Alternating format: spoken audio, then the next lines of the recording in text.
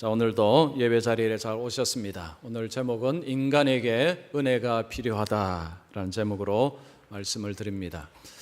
자, 여러분 지금 이 땅을 떠나신다면 천국에 가실 수 있으십니까? 자, 지금 내가 이 자리에서 죽는다면 천국에 갈 수 있느냐라는 질문은 우리가 늘상 듣는 질문도 아니고 자주 듣는 질문도 아닙니다. 그런데 이 질문은 우리에게 꼭 필요한 질문입니다. 내가 지금 죽으면 천국에 갈 수가 있을까? 지난주에도 두 번 장례를 집례를 했습니다. 장례식을 집례할 때마다 그런 생각이 듭니다. 이 땅에서의 삶이라는 것은 잠시 잠깐이고 곧 죽음이 찾아오는데 죽음으로 인생은 끝나는 것이 아니고 죽음 이후에 이제 삶이 갈려버립니다. 영원한 삶이 갈리는데 영원한 삶 속에서 어느 쪽으로 가느냐가 정말 인생에게 중요하구나.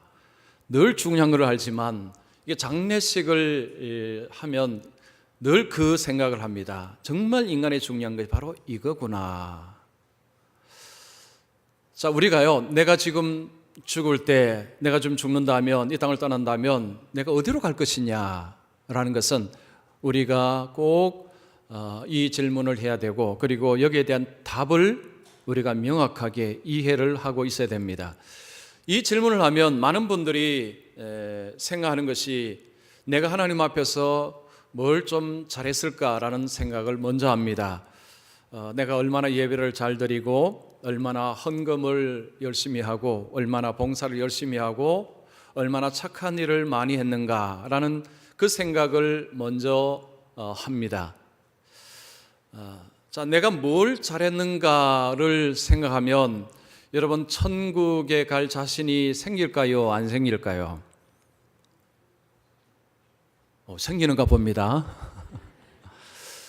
우리가 하나님 앞에서 내가 뭘 잘했는가를 기준으로 천국에 갈 것인가를 생각하면요, 우리 속에 자신감이 생기기가 어렵습니다.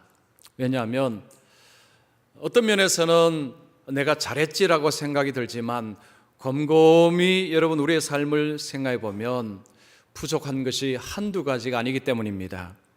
그래서 우리가 천국에 갈 수 있느냐 갈 수 없는가는 내가 얼마나 뭘 잘했는가 이걸로 따지면 천국에 갈 자신은 사라지고 천국에 갈 만한 확신도 생기기가 어렵습니다. 여러분 신앙생활을 내가 하나님 앞에서 예배를 얼마나 잘 드리고 헌금을 얼마나 잘하고 봉사를 얼마나 잘하고 하는 식으로 여러분 신앙생활을 하게 되면 신앙생활이 재미가 없습니다. 눌린 신앙생활합니다. 신앙생활이요 굉장히 어렵습니다. 이런 신앙생활을 율법주의 신앙생활이라 부릅니다. 율법주의라는 것은 하나님이 말씀하신 율법으로 구원을 얻는다고 여기는 그 생각이 율법주의입니다. 그러니까 율법주의는요, 하나님이 만드신 율법을 따라서 순종할 때에 하나님의 사랑을 얻게 되고 그리고 구원을 얻는다는 이것이 바로 율법주의 사상입니다. 자, 이 율법주의에 매이게 되면 자신을 망하게 할 뿐만 아니라 다른 사람까지도 고통을 줍니다. 율법이라는 것은 어떤 틀입니다. 어떤 틀이고 어떤 규칙이죠. 그 규칙으로 자신을 바라보게 되고 다른 사람을 바라보게 되면요, 자신도 망하게 하고 다른 사람도 고통을 당하게 합니다. 그래서 율법주의는 굉장히 위험한 것입니다. 그런데 놀랍게도 교회 안에는 율법주의 신앙생활하는 분들이 적지가 않습니다. 율법주의는요, 다른 사람을 볼 때도 했느냐 하지 않았느냐 틀로만 봅니다. 그 사람의 사정, 형편을 고려하지는 않습니다. 왜 당신 이걸 안 했어? 라는 관점을 안 보고 비난을 먼저 합니다. 그래서 율법주의 안에는요, 은혜라는 것이 들어가기가 굉장히 어렵습니다. 은혜가 비집고 들어갈 틈이 없는 것이 율법주의입니다. 그러면 왜 율법주의로 예수를 믿을까요? 이유는 간단합니다. 율법을 잘 이해를 못하기 때문입니다. 자, 여러분 오늘 말씀 정말 잘 들어보십시오. 말씀을 여러분 정말 집중하시고 들어보십시오. 너무너무 중요한 것입니다. 자, 율법을 잘 모르게 되면요, 율법주의 신앙생활할 가능성이 너무너무 많아집니다. 율법의 의미, 하나님이 율법을 왜 주셨는가, 이것을 잘 이해해야 율법주의 신앙생활을 하지 않을 수가 있습니다. 자, 오늘 본문에 보면 율법주의 사람이 나오고, 이 율법주의 사람이 자기도 망하게 하고, 그리고 또한 다른 불쌍한 사람도 어려움에 빠뜨리는 모습을 봅니다. 그래서 율법주의가 얼마나 위험한가를 우리에게 말씀하는 것이 오늘 본문입니다. 저는 본문이 예수님께서 안식일에 회당에 들어가십니다. 안식일 회당에 거기에 손 마른 사람이 있습니다. 손이 마른다는 것은 손이 지금 경직이 되었습니다. 마비가 되었습니다. 지금 마가복음에는 왼손인지 오른손인지 잘 모릅니다. 그런데 누가복음에 보면 이 사람의 손이 오른손이라고 이야기합니다. 오른손이 지금 말라 있습니다. 마비가 되어 있습니다. 오른손은 보통은 힘을 쓰는 손입니다. 왼손을 쓰는 분도 있지만 대개는 오른손을 쓰고, 성경에서 오른손은 힘을 상징하고 노동의 어떤 이 근원을 상징합니다. 자, 지금 이 손 많은 사람이 오른손이 지금 못 쓴다는 것입니다. 그러면 그 사람의 삶이 굉장히 어려운 지경에 있다는 것을 예상할 수가 있습니다. 힘을 못 쓰기 때문에 그가 해야 될 일을 제대로 하지 못해서 그가 그의 가정이 아마도 어려움에 처해 있었을 것입니다. 자, 이 사람이 지금 회당에 있습니다. 또 한 부류의 사람들이 있습니다. 그들은 누구냐 하면 서기관과 바리새인입니다. 누가복음에 보면 서기관과 바리새인들이 거기에 회당에 앉아 있음을 이야기합니다. 그들은 예수님을 유심히 보고 있습니다. 예수님을 왜 보느냐? 고발할 조건을 찾기 위해서 예수님을 보고 있습니다. 안식일입니다. 손 마른 사람이 앞에 있습니다.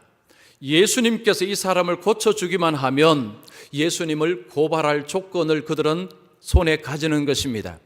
그들이 지키는 안식일법에는 생명이 위독하지 아니하면 사람을 고쳐서는 안 됩니다. 지금 손 마른 사람은 생명에 위독한 사람이 아닙니다.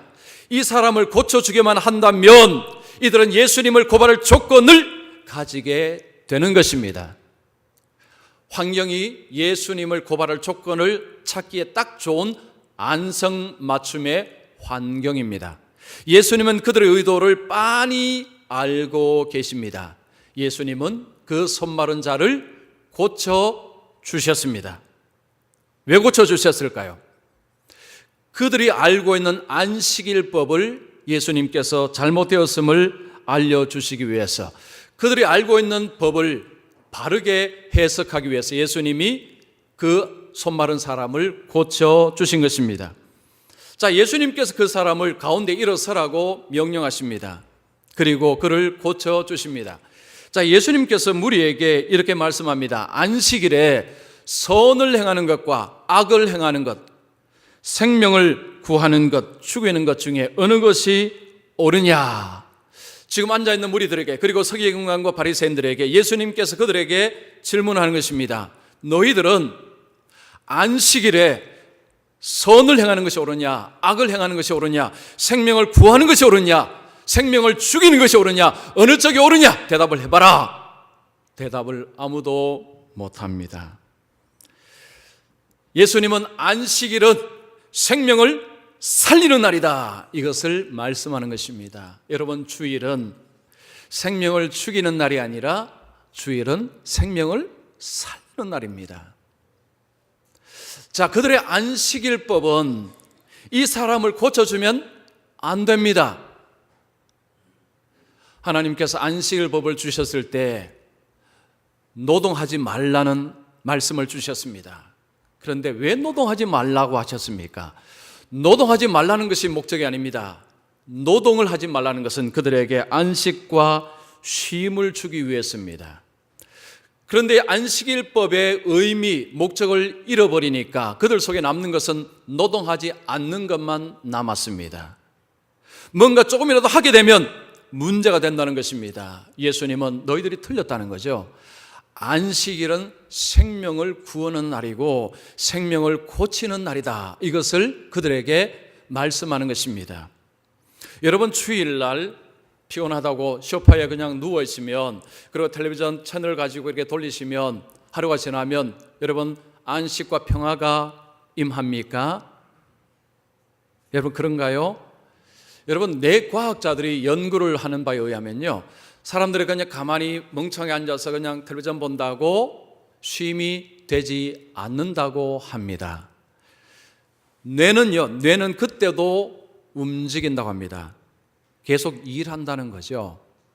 그래서 그냥 소파에 누워있으며 쉼이 되는 게 아닙니다. 하나님이 주시는 평안과 안식은요, 그냥 가만히 있으면 되는 것이 아닙니다. 안식일 날 하나님 앞에 나와서 예배하고 하나님을 찬송하고 하나님의 말씀을 들을 때에 거기에 치유와 회복과 안식과 평안이 주어진다는 것입니다.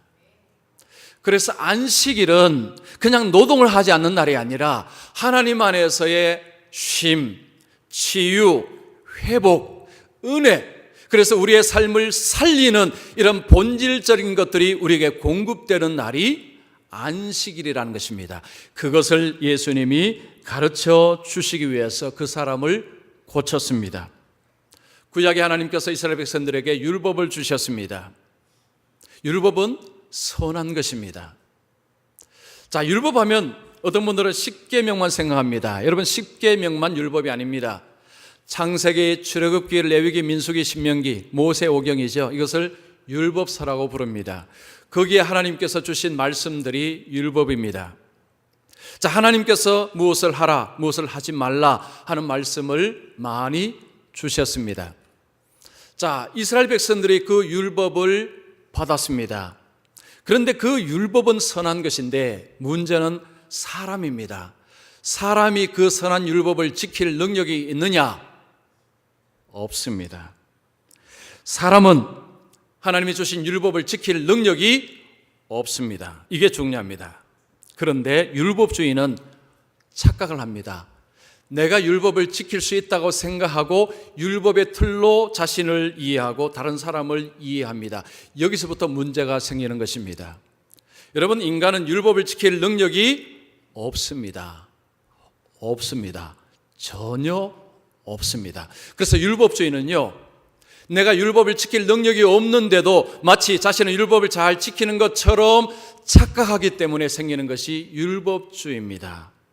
여러분, 이 율법주의가 들어가면 자신도 망하게 하고 다른 사람도 망하게 하고, 그리고 율법주의가 가득한 교회는요, 굉장히 냉랭한 교회, 싸늘한 교회, 그리고 정이 없는 교회, 은혜가 없는 교회가 됩니다. 율법주의는 교회를 해치고 개인을 해치고 모두를 해칩니다. 율법은 선한 것인데 율법주의는 모두를 아프게 하고 모두를 힘들게 하는 것이 율법주의입니다. 그래서 우리가 율법을 제대로 알고 그리고 은혜를 알아야, 여러분, 우리가 율법주의 신앙생활을 하지 않게 되고요, 진짜 기쁨과 은혜와 감사와 즐거움 있는 신앙생활을 할 수가 있습니다.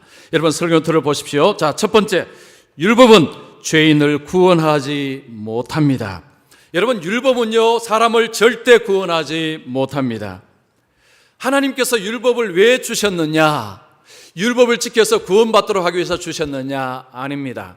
율법을 주신 이유는 율법을 통해서 내가 하나님 앞에 이런 심각한 죄인이구나, 나는 죄인입니다 라는 것을 깨닫도록 하기 위해서 율법을 주셨습니다. 여러분, 로마서 7장 7절 말씀, 자, 우리 같이 읽습니다.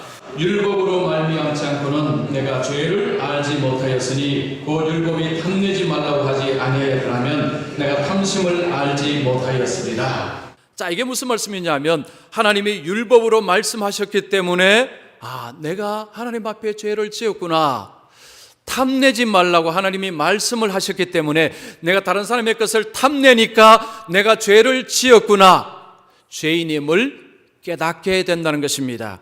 만약에 하나님께서 율법을 주시지 아니하였다면 잘못해도 내가 하나님 앞에 죄인임을 모른다는 이야기입니다. 이게 심각한 문제라는 거죠.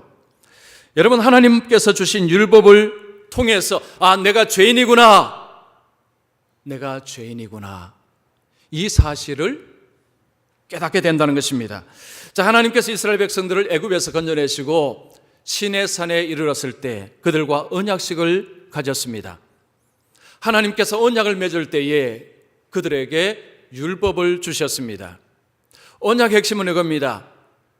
너희들이 나의 말씀을, 하나님의 말씀 율법을 지키고 순종하면 너희들에게 복을 주고 너희들을 인도해 줄 것이다. 그때에 이스라엘 백성들이 하나님께 이렇게 외쳤습니다. 우리가 다 행하겠습니다. 그때 이스라엘 백성들은 자신 있게 하나님, 우리가 다 행하겠습니다 라고 소리쳤습니다. 그런데 얼마 지나지 않아 그들은 금송아지 만들었습니다. 계명 1, 2계명을 그대로 그들이 어겨버렸습니다. 깨어버렸습니다. 자, 이스라엘 백성들은 하나님 말씀을 지키겠다라고 큰 소리를 쳤지만 곧 돌아서서 그들은 하나님의 율법을 깨어버렸습니다. 그때 그들이 하나님 앞에 뭘 알아야 됩니까? 하나님, 우리가 범죄하였습니다. 우리가 죄인입니다 라는 사실을 깨닫는 것이 중요했습니다. 자, 그러면 율법이 없을 때, 율법이 없는 사람, 율법을 주시기 전에는 그러면 죄인이 아닌 것입니까? 여러분, 그렇지 않습니다. 여러분, 오늘날 예수를 믿지 않는 분들에게도 양심이라는 것이 있습니다. 사람은 양심이 있어서 잘못을 하고 나면 양심에 찔립니다. 양심은 제한적이지만 율법의 기능을 행한다고 성경은 말씀합니다. 여러분, 로마서 2장 14절 15절을 보십시오. 율법 없는 이방인이 본성으로 율법이 일을 행할 때에는 이 사람은 율법이 없이도 자기가 자기에게 율법이 되나니 이런 이들은 그 양심이 증거가 되어 그 생각들이 서로 혹은 고발하며 혹은 변명하며 그 마음에 새긴 율법의 행위를 나타내느니라. 자, 하나님은 사람에게 양심을 주셨습니다. 이 양심이 비록 좀 제한적이지만 양심을 통해서 뭔가를 잘못했을 때에 내가 잘못했구나 찔림을 받습니다. 자, 그러나 양심은 기능이 굉장히 제한적입니다. 양심을 통해서 하나님을 알기는 어렵습니다. 그리고 하나님을 어떻게 하면 기쁘게 하는가를 알기도 어렵습니다. 그래서 우리에게 필요한 것은 하나님의 율법입니다. 자, 하나님의 율법을 받아야 하나님은 어떤 분이시고 하나님은 무엇을 기뻐하시고 하나님은 무엇을 싫어하시는지를 구체적으로 알 수가 있습니다. 성경은요, 이 땅의 모든 사람이 다 죄인임을 선언합니다. 왜냐하면 율법을 모든 사람이 다 깨었기 때문입니다. 여러분, 야고보서 2장 10절 보십시오. 누구든지 온 율법을 지키다가 그 하나를 범하면 모두 범한 자가 되나니 율법 중에서 하나만 깨어도 모든 것을 깬 것과 똑같다는 것이 성경의 말씀입니다. 여러분, 이 땅의 사람은 아무리 착해도 아무리 선하게 보여도 하나님의 말씀을 다 어겼습니다. 그래서 모두가 죄인임을 성경은 말씀합니다. 그런데 죄인이 된다는 것은 심각한 문제를 유발합니다. 당신은 죄인입니다 라고 할 때 그래, 나 죄인이야, 어쩌라고. 여러분, 죄인이 된다는 것은 하나님의 저주와 심판을 받는 것을 의미하기 때문에, 그래서 죄인이 된다는 것은 굉장히 위험한 것입니다. 갈라디아서 3장 10절 보십시오. 무릇 율법 행위에 속한 자들은 저주 아래 있나니 기록된 바 누구든지 율법책에 기록된 대로 모든 일을 항상 행하지 아니하는 자는 저주 아래 있는 자라 하였습니다. 하나님의 말씀을 깬 자는 어디에 있다고 했습니까? 저주, 심판. 하나님의 저주 아래에 있는 자가 죄인이라고 이야기를 합니다. 자, 어떤 목사님이 한 30대 남성을 만났습니다. 예수 믿으십니까? 그 남성이 저 예수 믿습니다. 그러면 어느 교회 다니십니까? 저는 교회는 다니지 않습니다. 예수 믿으시는데 왜 교회를 안 나가십니까? 교회는 문제가 많아요. 요즘 교회가 문제가 너무 많아요. 교회는 위선자들이 버글버글합니다. 저는 그런 교회는 갈 생각이 없습니다. 요즘 우리나라에 안 나가 성도가 100만 명이 넘는다고 합니다. 교회를 안 나가고 예수를 믿는다는 분들이 100만 명이 넘는다는 거죠. 어마어마한 숫자입니다. 자, 이분도 그런 분이었습니다. 교회는 문제가 많아서 교회에 자기는 나갈 필요를 못 느낀다고 생각했습니다. 목사님 들었습니다. 그렇군요. 자, 그럼 제가 질문은 하나 하겠습니다. 자, 형제님이 생각하는 그 교회 교인들하고 하나님 앞에 섰을 때에 어느 쪽이 문제가 많다고 생각하십니까? 그 사람들이 문제가 많을까요? 아니면 형제님이 문제가 많을까요? 자, 이분이 대답을 못합니다. 하나님 앞에 섰을 때에 당신이 문제가 많은지, 그 교회 다니는 사람들이 문제가 많은지, 당신은 어느 쪽이 문제가 많다고 생각하십니까? 물으니 대답을 못합니다. 우리가 상대적으로 볼 때는 나보다 저 사람이 문제가 더 많다고 생각할 수 있습니다. 그러나 하나님 앞에 서면 도토리 키재기입니다. 우리는 하나님 앞에 다 죄인입니다. 하나님 앞에서 저 사람은 내보다 더 죄가 많아요 라고 못합니다. 하나님께서 이 땅에 교회를 세우실 때는 교회는 다 죄인들이 모여 있습니다. 교회 속의 사람들은 나는 죄인입니다, 나는 죄인입니다 라고 외치는 사람들이 교회 속에 있습니다. 만약에 교회가 완벽한 사람들이 모였다면 세상에 찢기고 상한 사람들이 교회로 갈 수 있을까요, 없을까요? 한번 대답해 보십시오. 대답을 못합니다. 여러분, 교회에 문제없는 사람들이 다 모였다면 세상에 찢기고 상한 사람들이 교회를 갈 수 있습니까, 없습니까? 있어요, 없어요? 못 갑니다. 아, 여기는 나와 부류가 다른 사람이구나. 절대 교회 못 갑니다. 하나님이 이 땅에 교회를 세우신 이유는요, 교회 안에는 문제 많고 상처 많고 아픔 많은 사람들이 교회에 들어와 있습니다. 나는 죄인입니다, 하나님의 말씀을 깨웠습니다 라는 사람들이 교회 속에 몰려 있다는 것입니다. 그래서 교회 오니까 문제가 많아요. 문제 많은 것이 정상입니다. 여러분, 교회가 문제가 있습니다. 그러나 나보다 더 문제 있다고 생각하지는 마십시오. 여러분, 우리가 하나님 말씀 앞에 설 때 내가 얼마나 심각한 죄인인가를 그제서야 압니다. 그런데 우리는 상대평가를 잘합니다. 저 사람과 나를 비교해서 보니까 이만하면 괜찮아. 이 병이 중병이라고 그랬죠. 여러분, 이만하면 괜찮은 병이 가장 큰 병입니다. 옆에 사람하고 보니까 나는 저 사람보다도 헌금도 더 많이 하고 봉사도 더 많이 하고 예배도 더 잘 드리고 하니까 나는 저 사람보다 괜찮아. 이만하면 괜찮아. 이거 중병입니다. 하나님 앞에서 질문해 보십시오. 하나님, 내가 저 사람보다 더 낫죠? 하나님이 뭐라고 대답하실까요? 그래, 너가 더 낫다 하실 하나님은 아니십니다.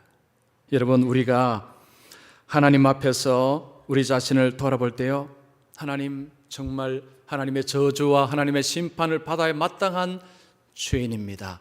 하나님, 나를 불쌍히 여겨 주시옵소서. 교회는 이런 분들이 모여 있습니다. 하나님, 나는 죄인입니다. 일주일 동안 하나님 말씀을 따라 살아야 되는데 이렇게 저렇게 하나님 내 욕심대로 살다가 오늘 왔습니다. 면목이 없습니다. 고개를 들 수가 없습니다. 하나님, 나를 불쌍히 여겨 주시옵소서. 여러분, 그런 마음으로 오셨죠? 여러분, 우리가 하나님 앞에 올 때에 하나님, 나를 불쌍히 여겨 주시옵소서, 이것이 바로 교회의 본 모습입니다. 하나님, 내 잘했죠 하고 성경의 바리새인들처럼 그렇게 고개를 바짝 들고 있으면요, 그분이 가장 큰 중병에 걸린 분이에요. 하나님의 율법 가운데서 인간은 모두가 죄인입니다. 날마다 우린 죄를 짓습니다. 주여, 나를 불쌍히 여겨 주시옵소서 하고 하나님의 은혜를 구하는 자들이 교회 속에 있습니다. 그래서 교회는요, 다른 사람들이 찢기고 상한 영혼들이 올 때에 잘 오셨습니다. 나도 그렇습니다. 나도 당신보다 더 심했습니다. 지금은 하나님 은혜로 조금 나아졌지만 그래도 아직도 문제입니다. 잘 오셨습니다. 괜찮습니다. 오십시오. 여러분, 이것이 교회입니다. 율법주의는요, 곤란합니다. 당신 오지 마, 당신 오지 마. 우리는 당신하고 달라. 나는 당신들하고 달라. 다 곤란합니다. 들어오지 말라고 이야기합니다. 율법주의입니다. 율법주의가 교회로 들어오면 교회를 망칩니다. 하나님의 구원의 역사 일어나지 않습니다. 여러분, 우리 교회가 정말 은혜로운 교회, 좋은 교회가 되기 위해서는 우리 모두가 하나님, 나는 죄인입니다, 나를 불쌍히 여겨 주시옵소서 하면서 모여서 하나님의 은혜를 구할 때, 여러분, 그 속에 생명의 살아남과 고침과 회복의 은혜가 있는 줄로 믿습니다. 자, 두 번째, 은혜는 죄인을 구원합니다. 하나님께서 이스라엘 백성들에게 율법을 주셨습니다. 자, 제가 질문할게요. 자, 하나님이 이스라엘 백성들에게 율법을 주고 율법으로 그들을 대하셨습니까? 은혜로 그들을 대하셨습니까? 질문 이해를 못 하셨군요. 다시 질문하겠습니다. 자, 하나님은 이스라엘 백성들 율법을 주셨어요. 그 다음에 그들에게 하나님은 그 율법의 잣대로 그들을 대하셨습니까? 아니면 은혜로 그들을 대하셨습니까? 은혜죠. 은혜입니다. 만약에 하나님이 율법을 잣대로 하셨다면 그들은 광야에서 다 죽었습니다. 자, 하나님 앞에 우리가 다 순종하겠습니다 하고 그들이 뭘 만들었습니까? 금송아지 만들었습니다. 금송아지만 만들었습니까? 수도 없이 원망, 불평, 불신앙, 그들은 광야에서 엄청난 죄를 지었습니다. 그런데 하나님은 그들을 그 땅에서 다 죽이지 않았습니다. 그 말은 그들을 은혜로 대하셨다는 것입니다. 자, 하나님은 우리를 율법의 잣대로 대하신다면 우리는 아무도 예수를 믿어서 구원을 얻을 수가 없습니다. 우리는 아무도 구원받지 못합니다. 자, 하나님께서 이스라엘 백성들 그리고 사람들을 은혜로 대하신다는 강력한 증거가 제사 제도입니다. 이스라엘 백성들이 범죄할 때 하나님은 제사를 드리라고 해서 그 죄에서 하나님의 진노에서 건짐을 받도록 했습니다. 그들은 제사를 통해서 죄의 용서함을 받았습니다. 그런데 구약의 제사는 반복을 해야 했습니다. 예수님이 이 땅에 오셔서 한 번으로 단번으로 영원히 인간의 죄를 다 사해 주셨습니다. 예수님이 십자가에서 다 이루었다라고 하셨습니다. 예수님이 뭘 이루셨습니까? 우리를 구원하기 위해서 예수님께서 모든 것을 다 이루셨다는 것입니다. 예수님은 율법을 완벽하게 이루셨습니다. 그리고 예수님은 자신을 어린 양의 제물로 드리셨습니다. 그 예수를 믿는 자에게는 하나님 앞에서 어떻게 되느냐 하면 너 율법을 다 지켰구나, 이런 의인의 칭호를 받습니다. 그래서 이 믿음은요, 율법을 무너뜨리는 것이 아니고 율법을 세운다고 말씀합니다. 여러분 로마서 3장 31절 보십시오. 그런즉 우리가 믿음으로 말미암아 율법을 폐기하느냐? 그럴 수 없느니라. 도리어 율법을 굳게 세우느니라. 우리가 예수님을 믿을 때에 예수님께서 완벽하게 행하신 그것이 나의 것으로 전가가 되어서 하나님 앞에 의롭다함을 받는다는 것입니다. 우리는 분명히 죄인입니다.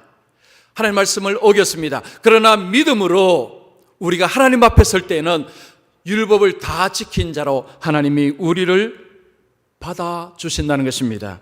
이것이 성경에서 말하는 은혜의 핵심입니다. 자, 여러분, 기독교는 은혜를 이야기합니다. 이 은혜가 무엇입니까? 은혜는 예수님께서 나를 위해서 모든 것을 행하셨다. 예수를 믿기만 하면 하나님께서 너를 의인으로 받아주신다. 이것이 은혜의 핵심입니다. 여러분, 예수님의 십자가 덕분에 우리는 구원을 얻었습니다. 그런데요, 이 은혜가 어떤 사람들에게는 오해가 되어서 그래? 그러면 믿기만 하면 그러면 구원받으니 야 너무 좋구나. 그러면 세상에서 재밌게 살아야 되겠다 하고 세상적인 방식으로 죄를 먹고 마시며 사는 분들이 혹 계십니다. 그분들에게 성경은 엄정하게 경고합니다. 여러분 로마서 6장 1절 2절 보십시오. 그런즉 우리가 무슨 말을 하리요? 은혜를 더하게 하려고 죄에 거하겠느냐? 그럴 수 없느니라. 죄에 대하여 죽은 우리가 어찌 그 가운데 더 살리요? 바울은 이야기입니다. 그들에게 강력하게 경고합니다. 은혜, 예수 믿음으로 천국 가? 그러면 내가 마음대로 살아야 되네. 아니, 그건 틀렸다는 것입니다. 하나님의 은혜를 맛본 자, 어떻게 세상에서 죄를 먹고 마시느냐? 그것은 불가능하다는 것입니다.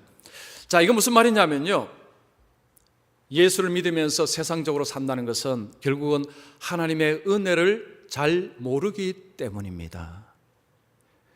이 은혜를 아는 자는 세상에서 그렇게 먹고 마시고 하는 것이 불가능합니다. 그렇게 안 하고 싶어집니다. 할 마음이 안 생깁니다.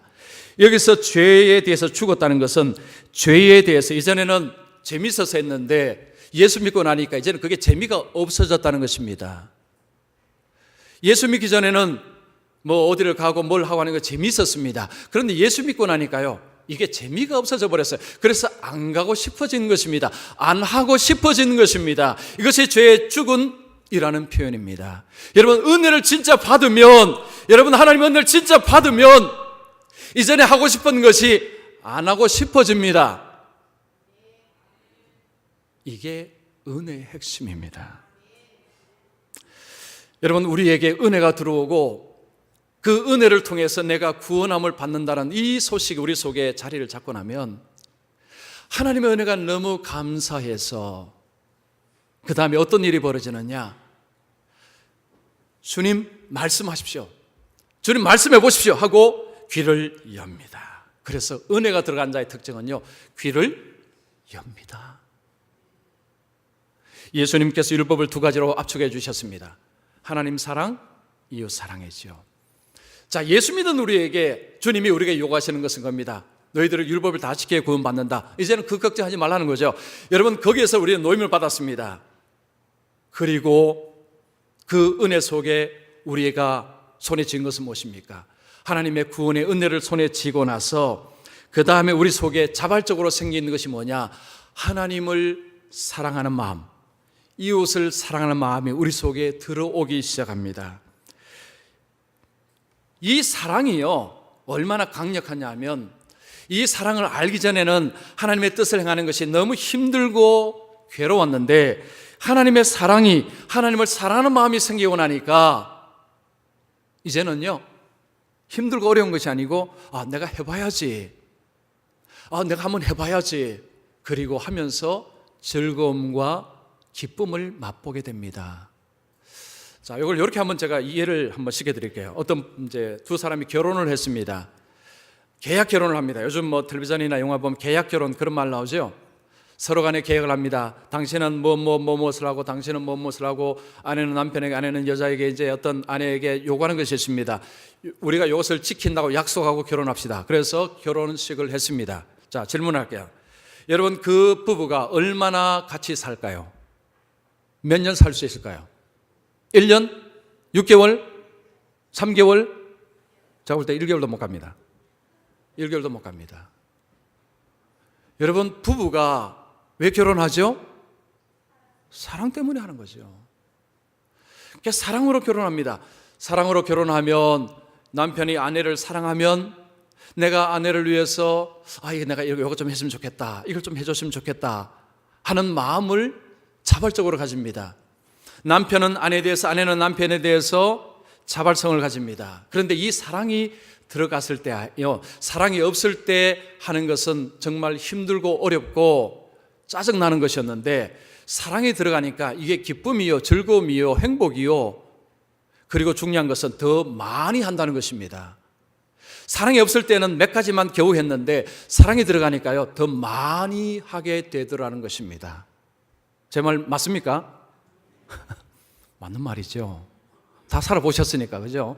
다 결혼해 보셨죠? 사랑은요, 강력합니다.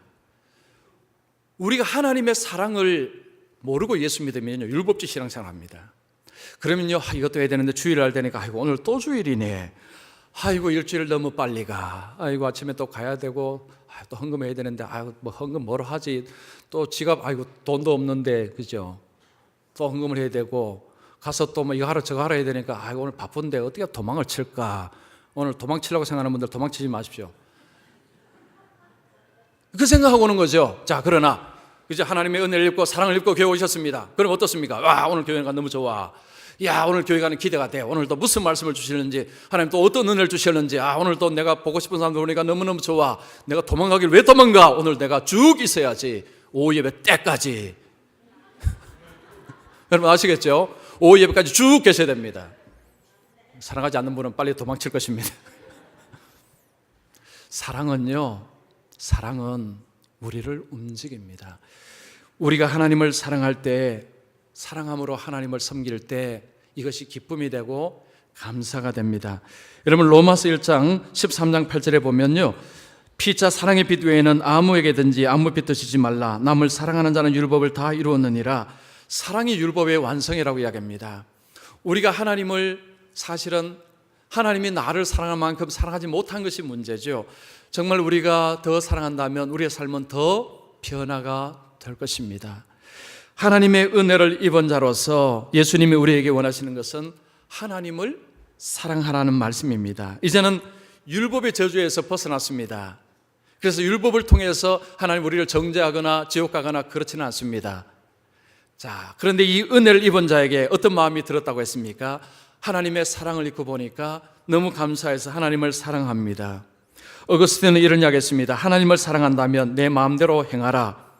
하나님을 사랑하는 사람은요, 정말 자유를 누리면서 삽니다. 왜냐하면 하나님을 사랑하기 때문에 이건 나는 할 수 없어, 나 이건 안 하고 싶어, 이건 내가 하고 싶어. 삶이 그렇게 되기 때문에 마음대로 살아도 괜찮다는 것입니다. 사랑이라는 것이요, 굉장히 강력하고 우리를 살리고 우리를 고치고 하는 이 모든 것이 바로 사랑 안에 들어가 있는 것이 이 자리에서 멀쩡히 예수를 말씀입니다. 여러분, 우리가 은혜에 있기 때문에 저와 여러분이 이 자리에서 멀쩡히 예수를 믿는 것입니다. 만약에 은혜가 없었으면요, 저는 일찌감치 이 자리에 설 수가 없습니다. 그래도 멀쩡하게 주일마다 설교하는 것이 은혜 때문이죠. 여러분, 저만 이렇습니까? 여러분 멀쩡하게 계신 게 은혜 때문 아닙니까? 다 은혜 때문이죠. 우리가 다 은혜 속에 있기 때문에 하나님의 은혜, 하나님의 손길, 하나님의 복을 받는 것입니다. 자, 오늘 율법하고 은혜를 말씀드렸습니다. 율법주의는 위험합니다. 율법은 선합니다. 우리가 문제입니다. 율법을 못 지킵니다. 율법 속에서 나는 죄인이구나 라는 것을 알고 하나님의 은혜가 필요합니다. 주님께서 은혜를 부어주셨습니다. 하나님 너무 감사합니다. 이제는 그 하나님의 은혜를 입고 살겠습니다. 하나님 사랑하며 이웃을 사랑하며 살겠습니다. 이것이 바로 저와 여러분의 고백이 되어야 합니다. 자, 오늘 오신 모든 분들은요, 이 은혜에 감사하고 이 은혜 때문에 기뻐하고 은혜 때문에 하나님을 찬송하는, 그래서 하나님 앞에 늘 감사하는 분들 되시기를 축원합니다. 기도하겠습니다.